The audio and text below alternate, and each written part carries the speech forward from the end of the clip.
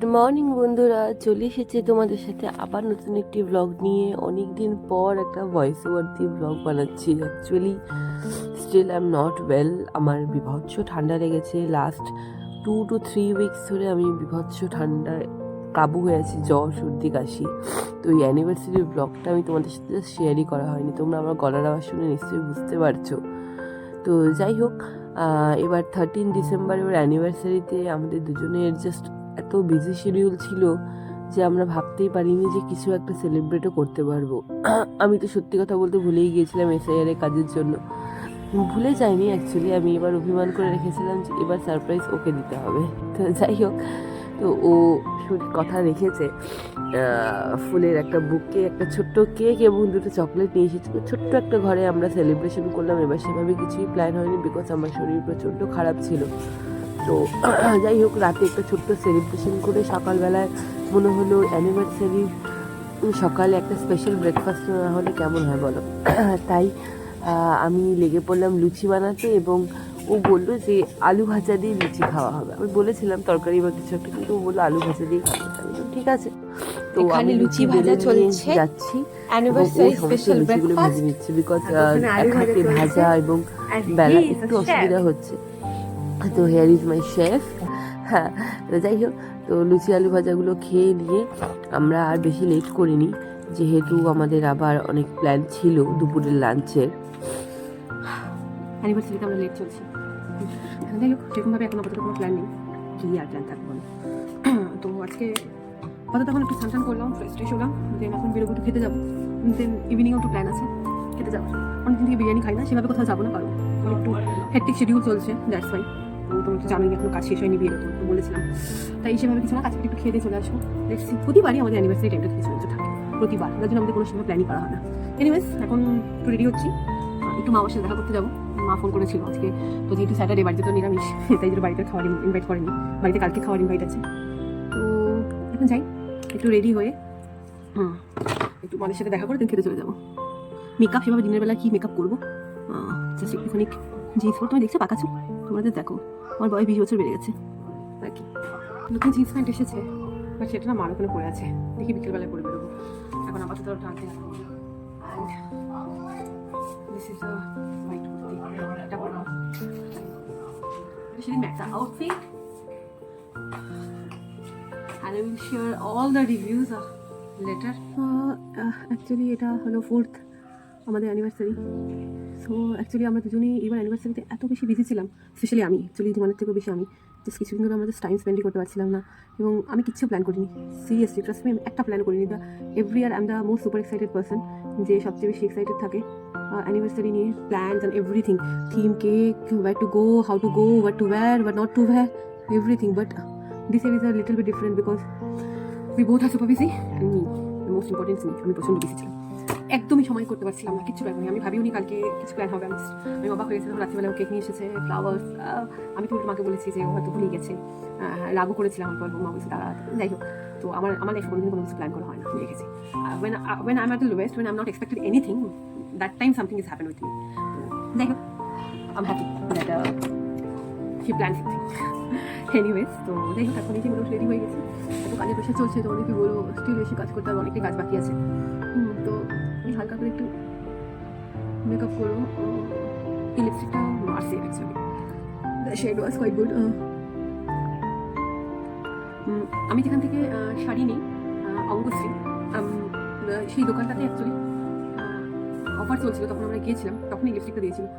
ভিডিওতে হয়তো লিপস্টিকটা ডার্ক মনে হচ্ছে, বা লিপস্টিকটা এতটা ডার্ক শেডেরও না, হালকা it's kind of a brick red kind of a colour. মানে চশমাটা খুব বাজে, এটা আমাকে ইন্ডিয়েট চেঞ্জ করতে হবে, but it's time, it's out of time. মানে এই এসআইআর কাজ শেষ না হওয়া অবধি আমি কিছু করতে পারছি না। এই ব্রেসলেটটা তোর সাথে আমি আগে শেয়ার করেছিলাম, সিলভার ব্রেসলেট, এটা আমাকে বুদ্ধিমান ধানসে গিফট করেছিল। এটা আজকে একটু করবো। হাতের মতো অনেক কিছুই আছে, তো সবসময় হয় না করা ইচ্ছেটাকে। যাই হোক, দেখছি আমি একা কত করতে পারি।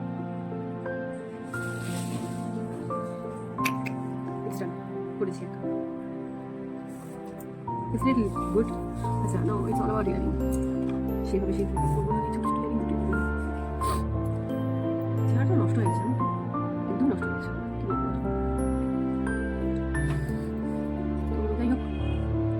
Ready and not white up fully ready. ওয়াশে বেরিয়ে যাবো, মানে ওয়াশে বেরিয়ে যাবে জোর স্নান করা হয়ে গেল। নিজের তোমার সাথে সব শেয়ার করবো। স্টেডিয়াম আমরা বুঝতে পারছিলাম না কোথায় যাব, তাই লাস্ট অব্দি ডিসাইড করা হলো যে পাঁচফোড়নে যাব। এপারে বাংলারও প্ল্যান ছিল, কিন্তু যেহেতু পুজোর সময় এপারে বাংলা খেয়ে এসেছি, তাই নতুন পাঁচফোড়নে যাওয়ার মনে হলো, অনেকদিন যাওয়াও হয় না, একটু ঘুরে আসা যাক। তো যাই হোক, পাঁচফোড়নে গিয়েছিলাম আমরা। তো তোমরা দেখতেই পাচ্ছ এখন পাঁচফোড়ন একদম অন্যরকম হয়ে গেছে, ওদের পুরো অ্যাটায়ার লুকটা ওরা চেঞ্জ করেছে এবং ওটাকে স্পেসিয়াস করেছে। তো যাই হোক, এখানে যিনি মালিক তিনি আমাকে খুব ভালোভাবে চেনেন এবং ঢোকার সাথে সাথে উনি আমাকে বললেন, আরে ম্যাডাম অনেক দিন হলো আপনাকে দেখি না, ফেসবুকে এখন রিল দেন না। শুনে মনটা ভালো হয়ে গেল যে কেউ তো একজন অ্যাডমায়ার করে। যাই হোক, তো আমরা ওখানে ওয়েট করতে করতে আমাদের খাবার চলে এসেছিলো। ততক্ষণ আমি কিছু ফটোশ্যুট করে নিলাম ধীমানের সাথে। জানোই তো তুমি, ওর সাথে ফটো নেওয়া মানে জাস্ট ইম্পসিবল। তাও কিছুক্ষণ বলে 2-4টা ফটো ভিডিও ওর সাথে নিয়ে নিয়েছি। তো আমাদের মেনুতে অ্যাকচুয়ালি সেদিন ছিল ওদের যে থালিটা থাকে সেই থালি, এবং তার সাথে ছিল হলো ধনেপাতার চিকেন এবং ছোটো মাছের চচ্চড়ি। আমার কোনো রান্নাই ভালো লাগেনি এক্সেপ্ট দ্য থালির মধ্যে যে ধোকার ডালনাটা করেছিল সেটা। চাটনিটা খুবই বাজে ছিল, জানি না কেন কি। আমি ওদের যদিও বলে এসেছি, বিকজ আমি ওদের কাছ থেকে অনেক খাওয়া দাওয়া করেছি, মানে প্রচুর, মানে লাইক ওদের প্রত্যেকটা স্টাফ আমাকে চেনে, এমন একটা ব্যাপার। তো যাই হোক, I am disappointed quite. Anyways, খাওয়া দাওয়া কমপ্লিট করে আমরা আর বেশি সময় নষ্টটা করে চলে গিয়েছিলাম একটু মার্কেটে, কারণ কিছু টুকিটাকি কেনাকাটা করার ছিল। তো ওকে যেহেতু এবার আমি অ্যানিভার্সারিতে প্রতিবারই কিছু না কিছু দেওয়া হয়, কিন্তু এবার কিছু সারপ্রাইজ দিতেও পারিনি এবং কিছু প্ল্যানও ছিল না, তাই ওকে নিয়ে বলেছিলাম তুমি যেটা পছন্দ তুমি নিয়ে নেবে। এবং ও এর আগেই আমাকে অলরেডি জ্যাকেটস এবং কুর্তিস অনেক কিছু দিয়ে দিয়েছে, তাই ওকে বললাম তুমি কিছু নাও। তো এবার ইন্স্যুরেন্স করা যেহেতু বাকি ছিল, তো ও বললো তুমি গিয়ে ওয়েট করো, আমি আসছি। তো অ্যাক্রোপলিসে আমি ঢুকলাম, যেহেতু আমাদের ইন্স্যুরেন্সের ওখানটায় খুবই কাছে ছিল অ্যাক্রোপলিস মল। তো আমি অ্যাক্রোপলিস মলে একটু ঘোরাঘুরি করছিলাম। সত্যি বলতে আমার অ্যাক্রোপলিস মলে কিছুই পছন্দ হলো না।